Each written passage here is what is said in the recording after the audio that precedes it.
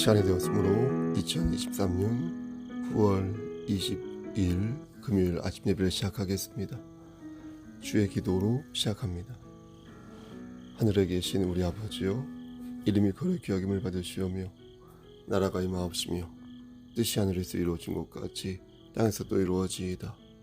오늘날 우리에게 일용할 양식을 주옵시고 우리가 우리에게 죄 지은 자를 사하여 준 것 같이 우리의 죄를 사하여 주시옵고 우리를 시험에 들게 하지 마시옵고 다만 악에서 구하옵소서. 나라와 권세와 영광이 아버지께 영원히 있사옵나이다. 아멘. 거룩하시고 자비로우신 하나님 아버지, 하나님의 크신 사랑을 진심으로 감사드립니다. 오늘 우리에게 새로운 하루를 허락하셔서 예배로 하루를 열 수 있도록 혹은 예배 드릴 수 있도록 도와주시는 애 감사합니다. 하나님, 어제 우리가 여러 가지 죄를 지었는데 그 죄를 용서하여 주시기를 소원합니다. 내 이웃을 내 몸과 같이 사랑하지 못하였고 헛되고 과도한 욕망으로 하나님을 근신되게 하였습니다. 하나님, 용서하여 주시고 우상을 숭배하지 아니하도록 하시고 오직 하나님의 말씀 안에서 하나님을 기쁘시게 하는 삶을 살 수 있도록 우리의 삶을 선도하여 주시옵소서. 하나님, 이 시간 간절히 바라고 하는 것은 심신이 연약한 우리의 지체들 위해 기도합니다. 하나님 함께 하시고 인도하시사 저들의 세포를 건강하게 만들어 주시고 저들의 오장육부를 건강하게 회복시켜 주셔서 하나님 건강한 상태에서 자신에게 맡겨진 그 십자가를 지고 소임을 감당할 수 있도록 은혜 베풀어 주시옵소서.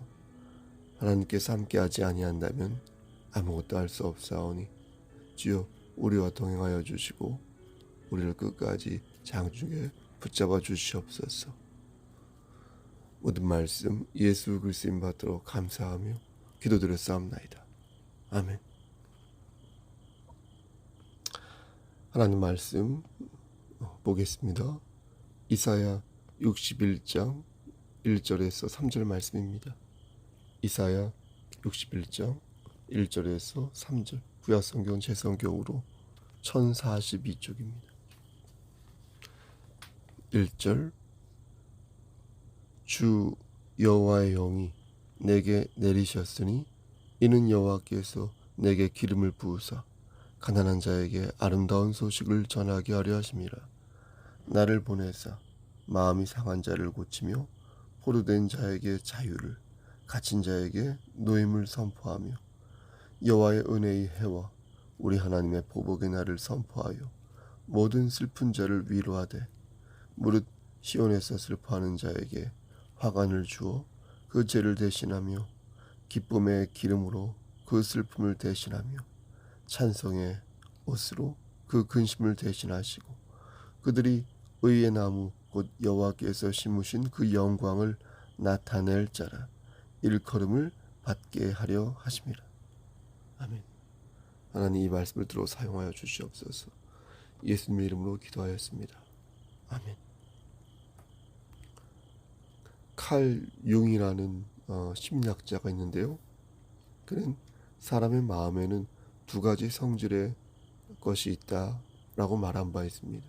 하나는 남자의 마음속에 있는 여자의 마음이고 또 하나는 여자의 마음속에 있는 남자의 모습 혹은 마음입니다.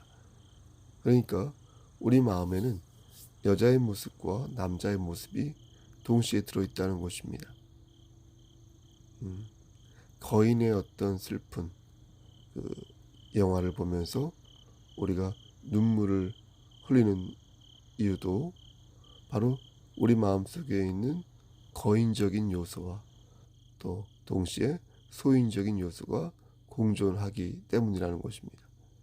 그러니까 부드러운 한 어떤 여성이 동시에 거칠고 힘든 일을 이겨내는 것을 보면 그 안에 남성적인 어떤 성질의 것이 동시에 들어있다는 것입니다.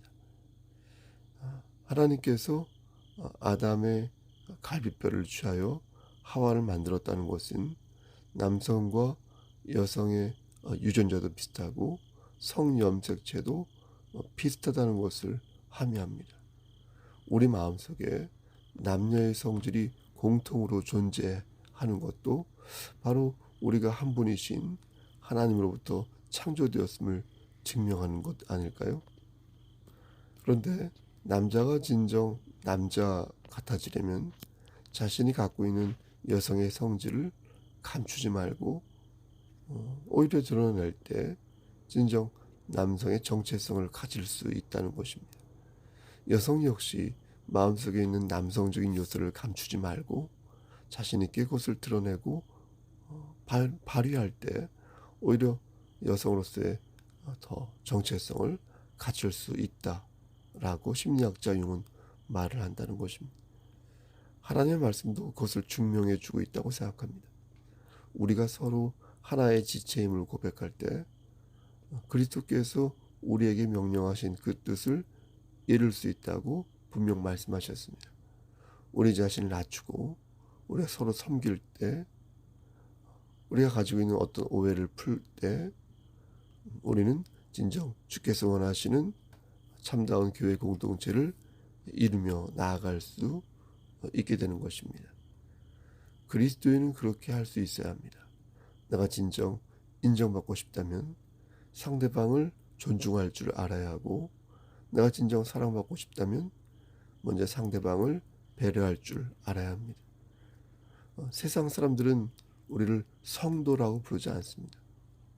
그렇게 부르는 걸 꺼려합니다. 그렇죠? 어떻게 너희들이 성도가 될 수 있느냐?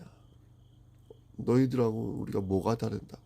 너희들이 구별되어 그런 소리를 들을 수 있느냐? 또 교회 밖에서 철저하게 이중생활을 하는 주제에 어떻게 너희가 성도로 불려지기를 원하느냐? 라고 묻습니다. 지금 우리는 세상의 공격을 받고 있습니다. 초등학생들도 하나님을 믿는 사람들을 비아냥거리며 놀리는 그런 모습을 보았습니다. 어쩌다가 우리 그리스도인이 저 사람들의, 세상 사람들의 입에 오르내리고 있게 된 것일까요?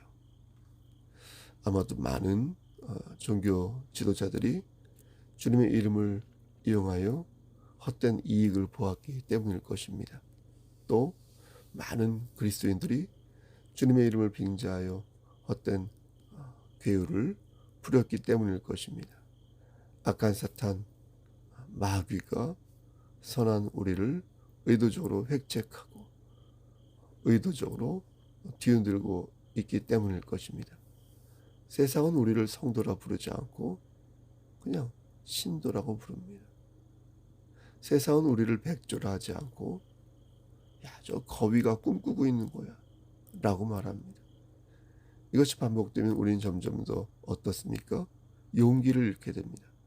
그리스도인을 비난하는 그 자리가 너무 고형화되고 또 급속도로 이렇게 퍼지고 말면 우린 담대하게 그들 향해 내가 그리스도인이다, 나 그리스도의 군사다, 이렇게 자신 있게 말을 못하는 것입니다. 사탄의 괴울에 빠져 하나님을 모독하는 삶을 살게 되는 것입니다. 거짓된 성도가 되어가는 것이고, 진정 주의 도리를 가까이 하는 것이 아니라 멀리하며 사는 것입니다. 그래서 저들과 같아지는 것입니다. 하지만 우리는 우리의 구원 되시는 예수 그리스도의 도리를 마음에 새기고 담대하게 우리가 서 있는 그 자리에서 진리를 선포해야 합니다. 우리에겐 두 가지 상황이 주어집니다. 하나는 위기이고 또 하나는 기회입니다. 우리가 위기를 극복하려 호기가 오는 것을 믿어야 할 것입니다. 교회의 부흥은 편안할 때 오지 않습니다. 죄악으로 온 세상이 부패하고 썩었을 때, 부패하였을 때 곳곳에 살인사건과 실종사건들이 범람하듯 일어날 때에 교회가 분열되고 성도들은 마음의 상처를 입고 소망을 잃었을 때, 그때 부흥이 찾아옵니다. 우리는 위기 다음에 기회라는 사실을 믿습니다. 우리 교회가 또 진정 부흥을 원한다면 위기의 상황에서 더욱더 그리스도인의 정체성을 분명히 다지할 것입니다. 교회 공동체가 무엇이고 왜 존재하는지, 이 지역사회에서 우리가 해야 할 것이 무엇인지 늘 분명하게 인식하여서 하나님 말씀 안에서 회개와 간청을 반복하여 조금씩 그릇을 넓혀갈 때에 이 교회 공동체는, 그리고 우리의 삶은 더욱더 열매 맺는 삶을 살 수 있게 될 것입니다. 부흥 자체가 무슨 의미가 있겠습니까? 부흥의 의미는 하나님 나라를 확장하는 데 있습니다. 부흥의 의미는 하나님 말씀이신 진리 되시는 예수 그리스도, 그분을 세상에 전하여 죽어가는 많은 사람들을 살리는 데 있습니다. 그러기 위해서는 우리 안에 있는 죄의 본질을 똑바로 봐야 할 것이며, 세상이 주의 향기에 취하기를 원한다면 먼저 우리가 귀감이 되어서 썩은 부분을 도려내고 저들이 진정 주의 향기에 취할 수 있도록 분명한 진리를 저들에게 선보여야 할 것입니다. 이것은 우리의 힘이 아니라, 우리의 능력이 아니라 성령 하나님께서 함께 하실 때 가능합니다. 하나님께서 우리와 함께 하셔서 진리를 저들에게 전하라고 말씀하실 때 우리는 비로소 그것이 가능하다라는 것을 믿습니다. 여호와의 은혜의 해와 우리 하나님의 보복의 날을 선포하여 모든 슬픈 자를 위로해야 할 것입니다.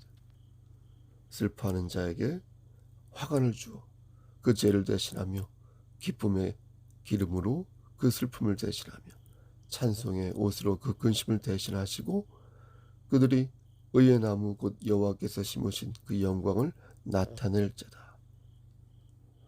말씀에 의거하여 담대히 진리를 우리는 저들에게 선포해야 할 것입니다. 우린 거위 맞습니다.